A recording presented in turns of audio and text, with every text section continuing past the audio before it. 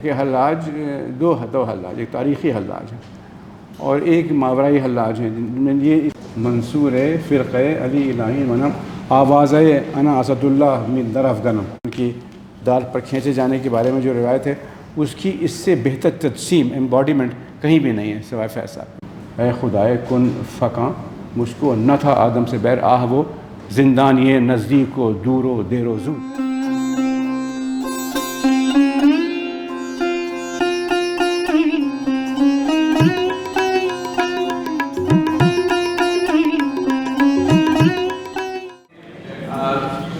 گرمانی مرکز سے زبان و ادب سے آپ سب لوگوں کو خوش آمدید، کون ہے یہ کیا تمام لوگ تشریف لائے۔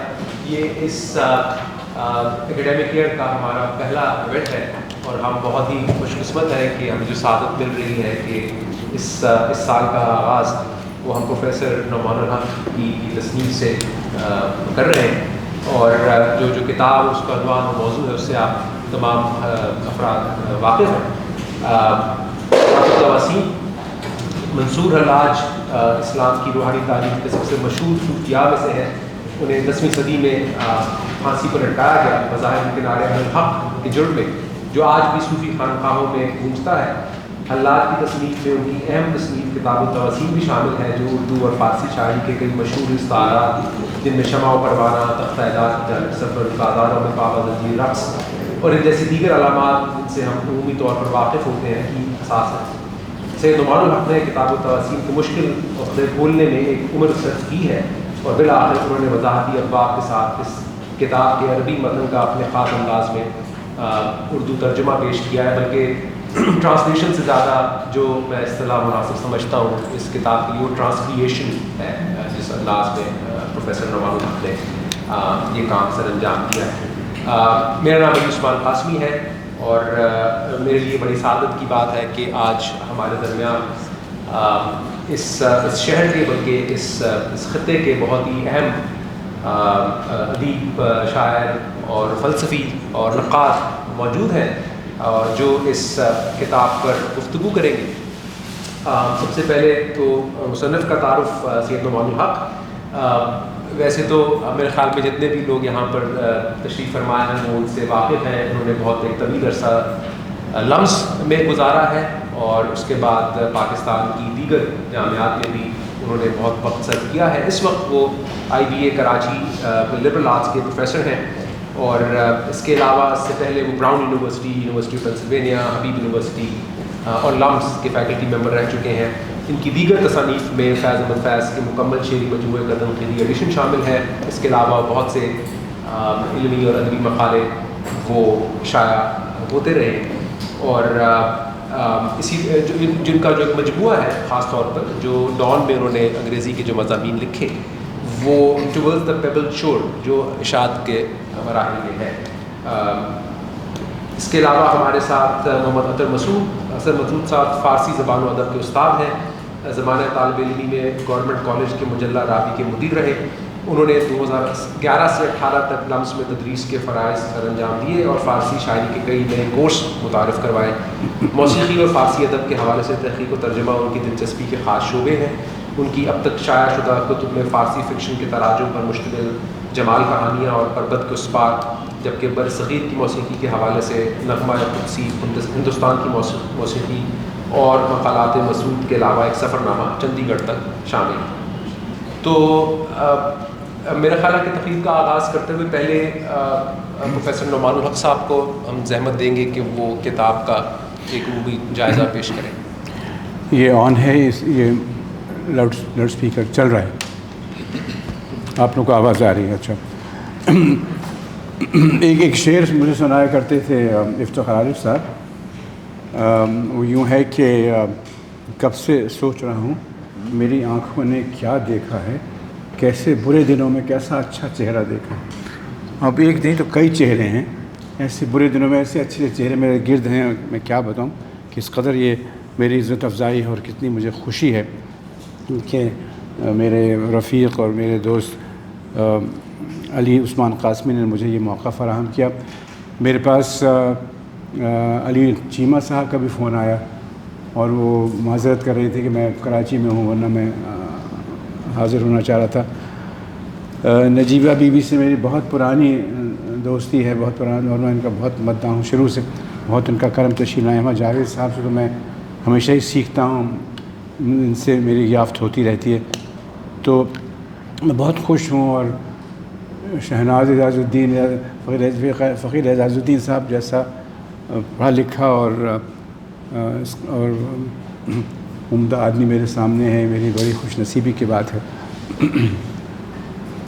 بہرحال وہ میں نے علی سے کہا تھا کہ مجھے شروع میں چند منٹ دلوا دیجیے گا تاکہ میں حلاج کی زندگی اور ان کے افکار کا ایک پس منظر خاص طلباء کے لیے بیان کر دوں، اور میں چاہ رہا تھا کہ کچھ تھوڑا سا اس عمل کے بارے میں میں بات کر لوں جس سے میں گزرا ہوں اس کتاب کے لکھنے میں۔ علی نے یہ کہا کہ میں نے ایک عمر گزاری، اس میں گویا کہ میں نے عمر گزاری، میں نے اس دوران بہت سے کام کیے، بہت سی چیزیں چھاپی، لیکن اس کو میں نے نہیں چھپوایا۔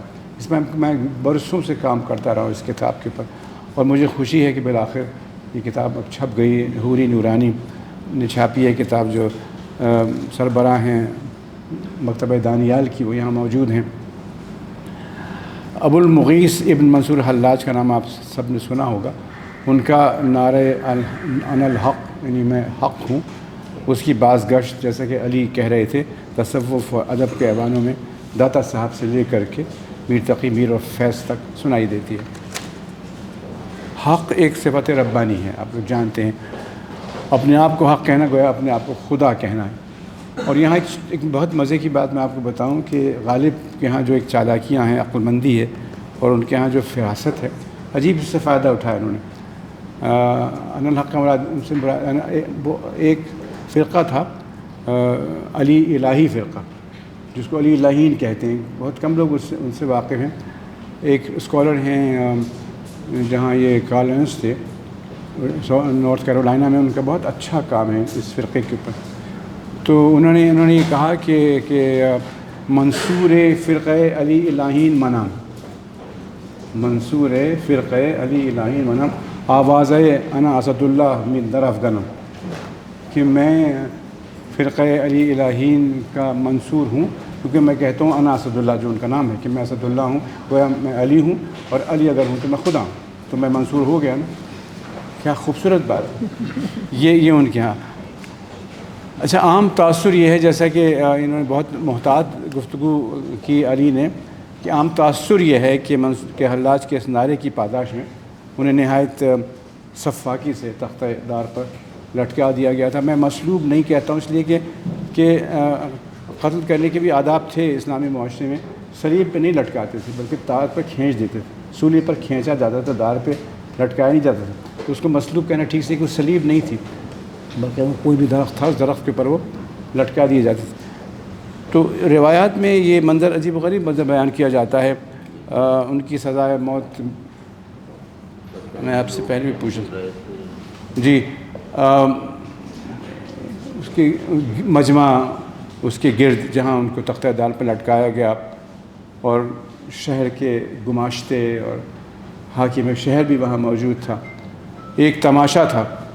اور عطار نے تذکرۃ الاولیاء میں یہ لکھا، جو چیز جو بہت مشہور ہے اس لیے کہ اس کی ایک اپیل ہے عام لوگوں میں۔ عطار نے تذکرۃ الاولیاء میں لکھا ہے کہ ان سے پوچھا گیا کہ عشق کیا چیز ہے، تو انہوں نے کہا کہ تم آج دیکھو گے اور کل دیکھو گے، پھر پرسوں دیکھو گے۔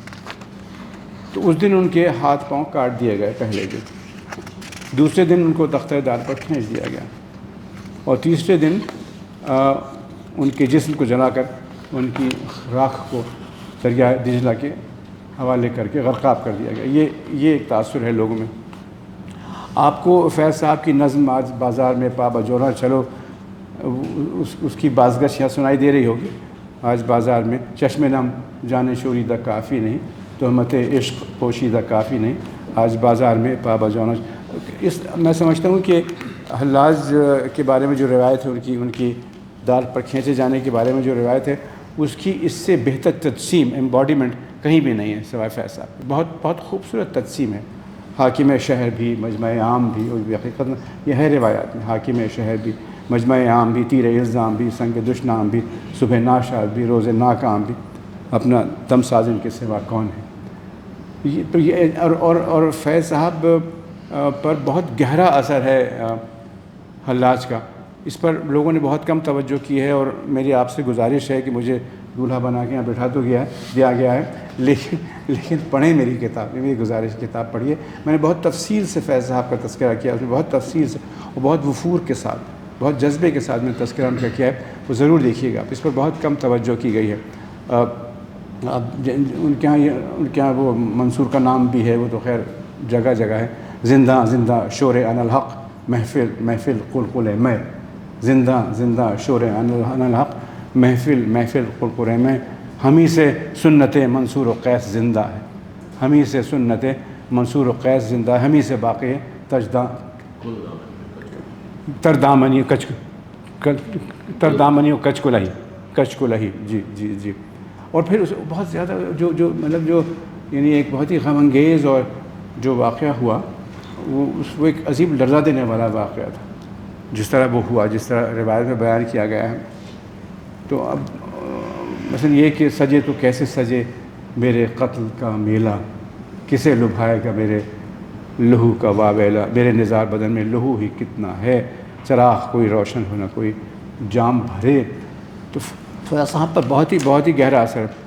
یہاں میں توقف کر کے یہ بات عرض کر دوں، چونکہ بہرحال میں مورخ ہوں اور کچھ ذمہ داریاں مجھ پر ہیں علمی، کہ یہ فیصلہ کرنا بہت مشکل ہے کہ ان میں داستان ترازی کتنی ہے ان روایات میں، اور تاریخی حقائق کتنے. اس لیے کہ صرف ایسی باتیں منسوب ہو گئیں جو کہ فطری طور پر ممکن ہی نہیں، ما فوق الفطرت باتیں. یعنی یہ جیسے کہ انہوں نے یہ آتا ہے ان کے ہاں عطار کے ہاں یہ ہے کہ جب ان کے ہاتھ کاٹے گئے تو انہوں نے اپنے چہرے کو لہو سے سرخ کر لیا.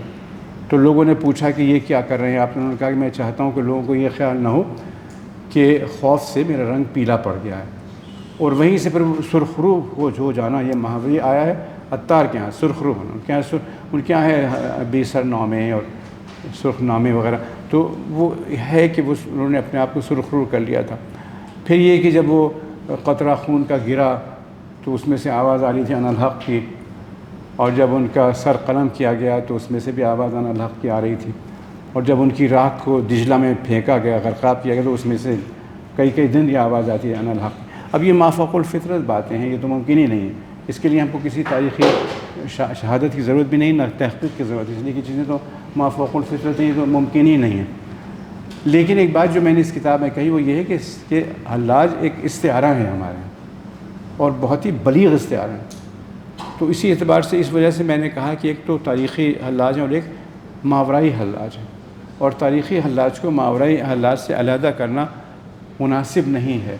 استعارے کی اپنی زندگی پیدا ہو جاتی ہے، استعارے کی اپنی ہی زندگی ہوتی ہے، اور اس کے اپنے رخ متعین ہو جاتے. تو وہ ایک استعارہ بن گیا ہے، اور اس سے تمثیل اور گلکاری کے ایسے بیل بوٹے پھوٹ کر نکلے ہیں کہ اس کو پھیرنا جو ہے وہ مناسب نہیں ہے. وہ پوری زمین اکھاڑنی پڑے گی ادب کی اور فکر کی. اب جیسے کہ وہ دیکھیے میر صاحب کے یہاں ہے کہ موسم آیا تو نخل دار پہ میر سر منصور ہی کا بار آیا. موسم آیا تو نخل دار پہ میر سر منصور ہی کا بار آیا. جو آپ بات کر رہی تھی شمع پروانہ کی، تو یعنی جیسے کہ فیض صاحب نے کیا کہ فیض صاحب نے جو روایات ہیں ان کو نظم کیا اور اس کی تقسیم کی بہت ہی تخلیقی انداز میں. یعنی کہ اس کو ان کی نقل کی ہے بلکہ بہت تخلیقی انداز میں فیض صاحب نے کام کیا. تو ان کے یہاں بھی کچھ چیزیں ایسی جو قطعی جو بالکل کتاب التواسین سے لے لی ہیں میر صاحب نے. جیسے یہ کہ کچھ نہ دیکھا پھر بجز یک شعلۂ پر پیچ و تاب، کچھ نہ دیکھا پھر بجز یک شعلۂ پر پیچ و تاب، شمع تک تو ہم نے دیکھا تھا کہ پروانہ گیا. شمع تک تو ہم نے دیکھا تھا کہ پروانہ گیا، کچھ نہ دیکھا پھر بجز یک شعلۂ پر پیچ و تاب، شمع تک تو ہم نے دیکھا تھا کہ پروانہ گیا. تو یہ صورتحال ہے. تو اب یہ بات دھیان میں رہے کہ حلاج دو حلاج، ایک تاریخی حلاج ہے اور ایک ماورائی حلاج ہے. یہ اصطلاح میری ہے ماورائی حلاج، اور ان دونوں کو الگ نہیں کرنا چاہیے. اس لیے کہ وہ ایک میں نے کہیں لکھا ہے کہ کسی کتاب میں کہ وہ ایک لہکتا ہوا استعارہ ہے. حلاج ادب کی دنیا میں ایک لہکتا ہوا استعارہ ہیں، اور اس لیے تاریخی حلاج کو ماورائی حلاج سے الگ کرنا کلچر کے تناظر میں ایک مجازی جرم ہے. یہ جملہ ہے میرا کتاب میں. اب ہوا یہ ہے کہ ایک انگریزی میں ایک جملہ میں کہتا ہوں، آپ میری انگریزی تحریروں کی باتیں کر رہے تھے.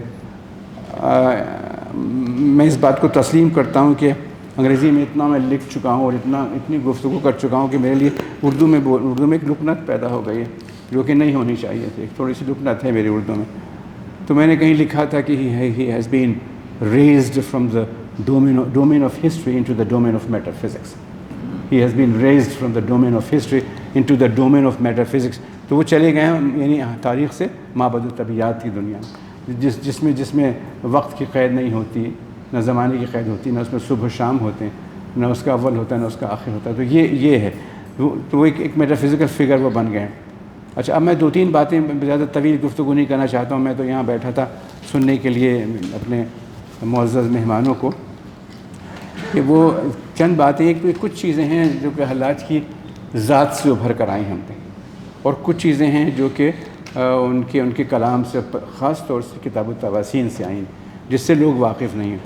اب عاشق کا محبوب کی دہلیز پر اپنے آپ سے گزر جانا، جیسے یہ جو ہے کہ دہلیز پہ جان دے دی. جان ہی دے دی جگر نے آج پائے یار پر، جگر صاحب کا مصرع ہے. جان ہی دے دی جگر نے آج پائے یار پر، عمر بھر کی بے قراری کو قرار آ ہی گیا. تو یہ جو ہے نا کہ یہ ہے. اب اس کو دیکھیے اس کتنا غالب نے اس سے فائدہ اٹھایا ہے، اس مضمون سے، اس تخیل سے کہ ہاں اہل طلب کون سنے تانۂ نایافت، ہاں اہل طلب کون سنے تانۂ نایافت، دیکھا کہ وہ ملتا نہیں اپنے ہی کو کھوائے، دیکھا کہ وہ ملتا نہیں اپنے ہی کو کھوائے. حافظ نے کہا کہ میان عاشق و معشوق ہیچ حائل نیست، تو خود حجاب خودی حافظ از میاں برخیز. عاشق اور معشوق درمیان کچھ حائل نہیں، تو خود حائل ہے. عاشق حائل، عاشق کو بیچ میں سے اٹھ جانا چاہیے. ہر چند سبک دست ہوئے بت شکنی میں، ہم ہیں تو ابھی راہ میں ہے سنگی گراں، اور ہم ہیں تو ابھی راہ میں ہے. یہ بات ہے. اچھا، ایک تو یہ ہے. تو یہ جو ہے عاشق کا مطلوب اور محبوب اور معشوق کی دہلیز پر جان دیدن، اپنے آپ سے گزر جانا، اپنے آپ سے نکل جانا، اپنے آپ کو کھو دینا، اپنے آپ کو کھو دینا. یہ جو مضمون ہے یہ حلاج کے یہاں سے آیا ہے. اور مولانا روم نے بہت اچھا لفظ استعمال کیا، رستن، یعنی آزاد ہو جائیں، کہ وہ گفت فرعون انالحق گشت پست، گفت منصور انالحق کو برست، کہ انہوں نے کہا کہ میں انالحق ہوں اور وہ آزاد ہو گئے، اپنے آپ سے قفس عنصری سے وہ نکل گئے، آزاد ہو گئے. اچھا، تو اب یہ ہے کہ ایک تو یہ بات. پھر یہ کہ جو شعری علامات ہیں بعض وہ تواسین سے ہیں، مثلا شمع پروانہ والی بات. اور اگر موقع ہوا اور آپ لوگوں کا دل چاہا، اگر آپ کی طبیعت منعطف ہوئی، یہ لفظ بولا کرتے تھے جاؤز رہبر صاحب مجھ سے، اگر طبیعت منعطف ہو تو ملنے آ جائیے گا. کیسا اچھا منعطف انعطاف، اگر طبیعت منعطف ہو تو آ جائیے گا. تو اگر آپ کی طبیعت منعطف ہوگی تو میں کچھ پڑھ دوں گا کچھ اس سے. وہ بہت ہی درد انگیز حصہ ہے کہ وہ پروانہ پتنگا گرد گھومتا رہا شمع کے، لیکن وہ خبر پر راضی نہیں تھا. اس کو خبر تو مل رہی تھی کہ کیا نوعیت ہے شعلے کی، اس کو نظر چاہیے تھی. چنانچہ وہ شعلے میں جا کے ڈوب گیا. اور جب وہ شعلے میں ڈوب گیا تو اس کے ہم جلیس انتظار میں رہے کہ وہ آئے اور بیان کرے کہ اس نے کیا دیکھا ہے، مگر وہ تو تھا ہی نہیں. اب تو صرف گرد ہی رہ گئی تھی، غبار ہی رہ گیا تھا، غبار بن کے اڑ چکا، کچھ بھی نہیں تھا بتانے کے لیے. تو یہ جو ہے، اور اسی سے پھر ہے خبر و نظر جو اقبال کیا ہے نا، خرد کے پاس خبر کے سوا کچھ اور نہیں، تیرا علاج نظر کے سوا کچھ اور نہیں. تو یہ اچھا، تو یہ شمع پروانہ خبر نظر یہ حلاج کے یہاں سے آیا. اس کو ہم لوگ نہیں جانتے. یہ بہت ہی بھرپور ایک وہ ہے، علامت ہے فارسی میں بھی اور اردو میں بھی. اور اس کے جو جراثیم ہیں وہ کتاب التواسین میں ہیں، اور بہت خوبصورتی کے ساتھ ایسی حسین عبارت ہے اس کی. میں نے لکھا نہیں کہ وہ الفاظ جیسے رقص میں ہوں، جیسے رقص کرتے ہیں الفاظ اس طرح ہے. دکھ اس بات کا مجھے ہوتا ہے، میں بار بار اس کو روتا ہوں، سب کے سامنے روتا ہوں کہ زبانوں سے ہم لوگ کٹ گئے، بالکل زبانوں سے بالکل کٹ گئے۔ عربی تو خیر کوئی جانتا ہی نہیں ہے، فارسی جاننے والے تو پھر بھی ہیں، میرے بائیں طرف بیٹھے ہیں ڈاکٹر صاحب اور دائیں طرف لوگ بیٹھے ہیں، فارسی جاننے والے کہ عربی جاننے والا کوئی ہے ہی نہیں، اور اس وجہ سے اس میں جو رس ہے نا کتاب التواسین میں، اس کو محسوس کرنے والا کون ہے؟ اب یہ کام جو میں نے کیا برسوں لگا کے، عمر گزار کے، تو گویا تنہائی میں کیا میں نے کہا، بالکل تنہائی میں کیا، لونلی پرسیوٹ، اکیلے بیٹھ کے، کس سے میں رائے لوں، کون ہے اطراف میں، تو لوگ اس سے واقف ہیں نہیں، اور اس کی جو لہر ہے اس کے اندر، جو لہر ہے اس کے اندر، وہ تمام و کمال ہے، ایسی کوئی چیز ہے نہیں۔ اب بالکل جو کتاب التواسین میں جو پہلی تاسین ہے، اصل میں وہ قرآن کریم کی بعض صورتیں جو ہیں وہ الگ الگ حروف سے شروع ہوتی ہیں، جیسے یاسین ہے یا الف لام میم ہے، تو ایک آیت ہے طٰہٰ اور ایک ہے یاسین، دونوں نے طٰہٰ سے طا لیا اور یاسین سے یا لیا، تو تواسین، یاسین سے سین لیا اور اس سے انہوں نے تا لیا، تاسین، تو یوں انہوں نے اس کو توازی، یعنی گویا راز کو انہوں نے دہرا دیا۔ ان حروف کا مطلب کیا ہے، جن کو حروف مقطعات کہتے ہیں، کیا مطلب ہے الف لام میم کا، یاسین کا کیا مطلب ہے؟ تو وہ انہوں نے ایک راز ہے نا، تو گویا ملٹیپلسٹی آف سیکرٹس، دوہرا اس کو مرکب، اس کا جمع بنا دی، تاسین سے تواسین کر دیا۔ تو یہ شروع میں جو ان کا وہ ہے تاسین السراج، روشن چراغ کی تاسین، وہ یعنی ہم یہ کہہ سکتے ہیں کہ اعتبار سے کہ وہ رسول اللہ صلی اللہ علیہ وسلم کی شان میں ہے، لیکن انہوں نے ایسا اس کو پروجیکٹ کیا ہے کائنات کے اوپر کہ وہ کچھ اور ہی چیز بن گئی ہے، عجیب و غریب چیز بن گئی ہے وہ۔ اس میں چاند، ستارے، سورج، ہوا، نجوم، بارش، برسات، قلم، حرف، تمام و کمال چیز ہے، اور ہم لوگ اس سے محروم ہیں اس وجہ سے کہ زبانوں سے واقف نہیں ہیں۔ یہ بہت دکھ کی بات ہے، اور میں نے جو ادنا سا کام کیا ہے اس سے اتنی حیثیت میری ہو گئی کہ مجھے یہاں بلا کے مجھ سے کہا گیا کہ میں گفتگو کروں، بہت ہی ادنا سا یہ کام ہے، اتنا بڑا کام ہے بھی نہیں، یہ کام اور ہونے چاہیے۔ تو ایک تو میں نے کہا وہ شمع پروانہ والا جو کی علامت، خبر و نظر والی علامت یہاں سے آئی ہے، اور پھر ابلیس کا جو نقشہ، ابلیس کی جو شکل، جو شخصیت ابھاری ہے حلاج نے، وہ تو عجیب و غریب چیز ہے۔ ابلیس جو ہے وہ بہت ہی ایک مظلوم ایک شخصیت ہے، کیونکہ وہ تو خدا سے محبت کرتا تھا، اور خدا نے خود حکم دیا تھا کہ میرے علاوہ کسی کو سجدہ نہ کرنا، توحید اسی کا تو نام ہے نا، وہ موحد۔ تو جب اس سے کہا گیا کہ تو نے کیوں سجدہ نہیں کیا، تو اس نے کہا آپ ہی نے تو کہا تھا، آپ ہی نے تو کہا تھا کہ کسی اور کے آگے سجدہ نہ کرو، تو میں کسی اور کے آگے سجدہ کیوں کرتا؟ آپ نے خود مجھے منع کیا تھا، اور میں تو آدم سے بہتر ہوں، اس لیے کہ آپ کی خدمت میں پہلے سے تھا۔ اب یہ ابلیس کا جو تصور ہے، یہ ہماری فارسی شاعری میں اتنی خوبصورتی کے ساتھ ہے، ثنائی کے یہاں خاص طور، ثنائی غزنوی کی بہت ہی خوبصورت، کہ میرے ساتھ تو دھوکہ کیا گیا آدم کو، میں تو وہ تھا پرندہ تھا، عاشق، سیمرغ عشق را دل من آشیانه بود، میرے دل میں سیمرغ عشق کا آشیانہ تھا، اور دانہ تھا دانہ ڈالا گیا کہ میں جال میں پھنس جاؤں۔ اب دیکھیے کہ یہ اقبال کے یہاں جو سارا تصور ہے ابلیس کا، اور بہت ہی معنی خیز اور بہت کمال کا، اے خدائے کن فقاں مجھ کو نہ تھا آدم سے بیر، اے خدائے کن فقاں مجھ کو نہ تھا آدم سے بیر، آہ وہ زندانی نزدیک و دور و دیر و زود، بیوٹیفل، آہ وہ زندان نزدیک و دور و دیر و زود، اسپیس اینڈ ٹائم، نزدیک و دور و دیر و زود، آہ وہ زندانی نزدیک و دور و دیر و زود، حرف استکبار تیرے سامنے ممکن نہ تھا، ہاں مگر تیری مشیت میں نہ تھا میرا سجود، ہاں مگر تیری مشیت میں تھا، کیونکہ اگر اللہ چاہتا تو جو اس کی مشیت ہوتی ہے تو ہو کے رہتا ہے نا، دائی ول بی ڈن، تو جب مشیت ہو تو آپ تو چاہتے ہی نہیں تھے، آپ کی مشیت میں نہیں تھا میرا سجود، آپ نے میرا اس میں کیا قصور، اگر آپ چاہتے تو میں سجدہ کر لیتا۔ بلکہ انہوں نے ایک ڈائلاگ ہے حضرت موسیٰ کے ساتھ، ایک تاسین میں، تاسین الازل والاقتباس، کہ تجھے حکم دیا گیا، تو نے حکم کی تعمیل نہیں کی، تو اس نے کہا نہیں وہ حکم نہیں تھا، وہ آزمائش تھی، وہ حکم نہیں تھا، وہ آزمائش تھی، دیکھیے میرا چہرہ کیسا ہو گیا۔ اور اقبال نے اس سے بہت فائدہ اٹھایا، ان کے یہاں تو وہ پورا ایک اگین وہ اقبال کی جو ہے وہ فارسی میں ہے وہ کتاب جی جاوید نامہ جو ہے اس کے اندر ایک پورا سیکشن ہے حلاج کا، اور ایک فلک ہے فلک مریخ میرے خیال میں، جس میں غالب بھی ہیں، قرۃ العین طاہرہ بھی ہیں، ابلیس بھی ہیں اور حلاج بھی ہیں، اور خیر رومی تو ساتھ ساتھ ہیں۔ تو اس میں ایک بہت طویل تقریر ہے حلاج کی، اور ایک بہت طویل بیان ہے ابلیس کا، وہ دیکھنے کے قابل ہے، عجیب غریب چیز ہے وہ، اور ہم لوگ اس سے واقف یوں نہیں ہے کہ فارسی تو کوئی پڑھتا ہی نہیں ہے، کون پڑھے فارسی، اردو ہی پڑھ لیں تو جی بہت۔ تو خیر، تو اب میں یہاں اپنی بات ختم کرتا ہوں، بہت بہت شکریہ، سما خراشی کے لیے معاف کیجیے گا، اجازت، بہت کرم۔